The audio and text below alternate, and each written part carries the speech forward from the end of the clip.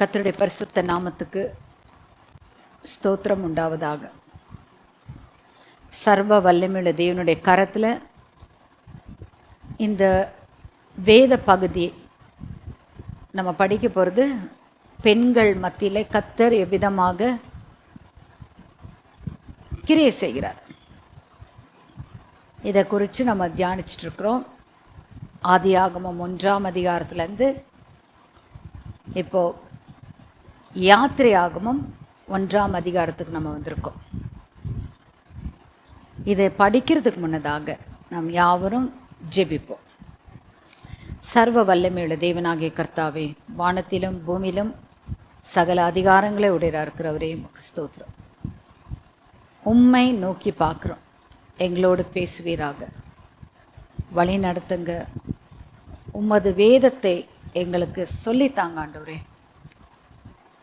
நீர் எழுதின வார்த்தைகள் எங்கள் இருதயமாகிய பலகைகளை நீர் எழுதுவீராக. உமக்குகந்த பாத்திரங்களாக நாங்கள் வாழ கர்த்தர் உதவி செய்யும். ஆசீர்வதிங்க. இயேசு கிறிஸ்துவின் நாமத்தினாலே வேண்டிக் கொள்கிறேன் நல்ல தகப்பனே, ஆமென். யாத்திரையாகமம் 1ஆம் அதிகாரம். இதில் நம்ம எல்லாம் படித்தோம். யோசேப்பை குறித்து படித்தோம். எவ்விதமாக கர்த்தர் பஞ்ச காலத்தில் அவரை ஆயத்தப்படுத்தி கொண்டு வந்து எகிப்தில் ராஜாவுக்கு,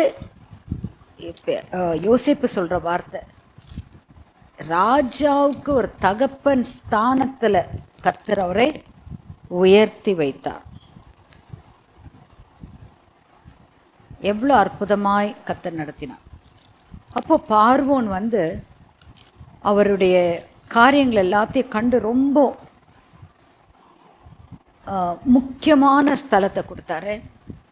ப்ளஸ் முழு குடும்பத்தையும் எகிப்துக்கு வர வைத்தார். ஸோ யாக்கோபு மற்ற பிள்ளைகளும் அவர்கள் மனைவிகளும் பிள்ளைகள், ஆடு மாடு, தமக்கு உண்டான அத்தனை உடைமைகளோடு எல்லாருமே சேர்ந்து எகிப்துக்கு வந்தாங்க.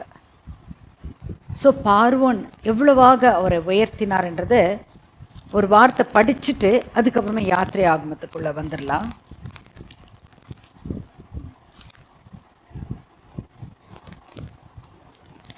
யோசேப்பு சொல்கிற வார்த்தை பார்வோனை குறித்து, இப்பேற்பட்ட ஸ்தானத்தில் இந்த பார்வோன் எவ்விதமாக மாறினார்ன்றது பார்க்கலாம். ஆதியாகமம் 45ஆம் அதிகாரம் 7வது வசனம். பூமியிலே உங்கள் வம்சம் ஒழியாமல் இருக்க உங்களை ஆதரிக்கிறதற்கதாக பெரிய இரட்சிப்பினால் உங்களை உயிரோடே காப்பதற்காகவும் தேவன் என்னை உங்களுக்கு முன்னே அனுப்பினார். 8வது வசனமும் வாசிங்க. ஆதலால் நீங்கள் அல்ல, தேவனே என்னை இவ்விடத்துக்கு அனுப்பி என்னை பார்வோனுக்கு தகப்பனாகவும் அவர் குடும்பம் அனைத்திற்கும் கர்த்தனாகவும் எகிப்து தேசம் முழுவதுக்கும் அதிபதியாகவும் வைத்தார். ஸோ இவ்விதமாக கர்த்தர் யோசேப்பை எகிப்தில் உயர்ந்த ஸ்தானத்தில் வைத்து, பார்வோனுக்கு தகப்பன் ஸ்தானம் எத்தனை அற்புதமாக இருக்குது பாருங்கள். அந்த ஸ்தானத்தில் வைத்திருந்த யோசேப்பு இப்போ யாத்திரையாகமம் எடுக்கலாம் 1ஆம் அதிகாரம், அப்படியே மாறுது பாருங்கள். யாத்திரையாகமம் 1ஆம் அதிகாரம் 8வது வசனம். யோசேப்பை அறியாத புதிய ராஜன் ஒருவன் எகிப்தில் தோன்றினான். அவன் தன் ஜனங்களை நோக்கி, இதோ இஸ்ரவேல் புத்திரராகிய ஜனங்கள் நம்மிலும் ஏராளமானவர்களும் பலத்தவர்களுமாயிருக்கிறார்கள். அவர்கள் பெருகாதபடிக்கும் ஒரு யுத்தம் உண்டானால் அவர்களும் நம்முடைய பகைஞரோடே கூடி நமக்கு விரோதமாக யுத்தம் பண்ணி தேசத்தை விட்டு புறப்பட்டு போகாதபடிக்கும் நாம் அவர்களை குறித்து ஒரு உபாயம் பண்ண வேண்டும் என்றான். சாத்தான் வந்து எப்பவுமே நல்லதே நினைக்க மாட்டான். யாராவது மனசுல பூந்து கெட்டது சொல்லி, கெட்டது பேசி, கெட்டதை தீர்மானிச்சு அதை எக்ஸிக்யூட் பண்ணுறது தான் அவனுடைய வேலை. அதுக்கு ஏற்ற ஆட்களை சத்ருவான தெரிஞ்சுக்கிட்டான். இங்கே யாரை தெரிஞ்சுக்கிட்டா? பார்வோனை. அது வரைக்கும் பார்வோனுடைய ஸ்தானத்தில் இருந்தாலும் அதை காட்டிலும் ஒரு மேன்மையான ஸ்தானத்தை யோசேப்புக்கு கொடுக்கப்பட்டது. நம்ம படித்தோம் இல்லையா? அந்த ஸ்தானத்தில் இருந்தா. அந்த பார்வோன் மரித்த பிறகு புதிய ராஜா எழும்பினான். அந்த புதிய ராஜாவுடைய மனசில் என்னன்னா, இஸ்ரவேல் ஜனங்க பலுகி பெருகியிருக்காங்க. அதுதானே கர்த்தருடைய ஆசீர்வாதம். அவர் அதுதான் ஆபிரகாம் கொடுத்துட்டு சொன்னார், உன் சந்ததியை எண்ணக்கூடுமானால் வானத்தின் நட்சத்திரத்தை எண்ண முடியும். உன் சந்ததியை எண்ணக்கூடுமானால் கடலில் இருக்கிற மணல் அதை எண்ணக்கூடும். அந்த அளவுக்கு நான் உன்னை ஆசீர்வதிப்பேன்னு சொல்லிட்டு கர்த்தர் வந்து ஆபிரகாம் ப்ராமிஸ் பண்ணார். அந்த ப்ராமிஸ் வந்து நிறைவேறிடுச்சு. இந்த ராஜாவுக்கு பயங்கர, அதாவது அந்த அளவுக்கு ஒரு பயம் யூத ஜனங்கள் மேலே. நம்மை காட்டிலும் பலசாலிகளாக இருக்கிறார்கள், நம்மை காட்டிலும் பெருகியிருக்கிறார்கள். ஒரு புதிய திட்டத்தை நாம் செய்வோம்னு சொல்லி அந்த பார்வோன் ராஜா இஸ்ரவேலருக்கு விரோதமாய் எழும்பினார். எழும்பி எவ்விதமாக பாருங்க, சில்ட்ரன் ஆஃப் இஸ்ரேலை எப்படியாக தொந்தரவு பண்ணுறாருன்னு பாருங்க. கர்த்தர் அவர்கள் மத்தியில் இருந்து எவ்விதமாக தம் ஜனங்களை காத்தார் என்பதும் படிக்கலாம். அடுத்த வசனத்தை படிக்கும்போது நமக்கு தெரியும். படிங்கம்மா. அப்படியே அவர்களை சுமை சுமக்கிற வேலையினால் ஒடுக்கும்படிக்கும் அவர்கள் மேல் விசாரணைக்காரரை வைத்தார்கள். அப்பொழுது அவர்கள் பார்வோனுக்காக பித்தோம் ராம்சேஸ் என்னும் பண்டசாலையை பட்டணங்களை கட்டினார்கள். ஆனாலும் அவர்கள் எவ்வளவு ஒடுக்கினார்களோ அவ்வளவாய் அவர்கள் பலுகி பெருகினார்கள். இதுதாங்க நம்மளுடைய கீவேர்டா எடுத்துக்கணும்.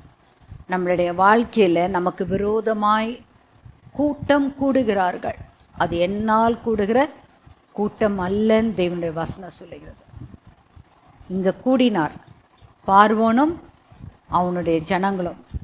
எவ்வளவாகனா சுமையை சுமக்கிறவர்களாக, பாடுகள், அதிக பாடுகள் கொடுத்து இஸ்ரவேல் ஜனங்களை அந்த அளவுக்கு கொண்டு வராங்க. ஆனால் கர்த்தர் இஸ்ரவேலரோட கூட இருந்தபடினால் அவர்கள் என்ன பண்ணாங்களாம்?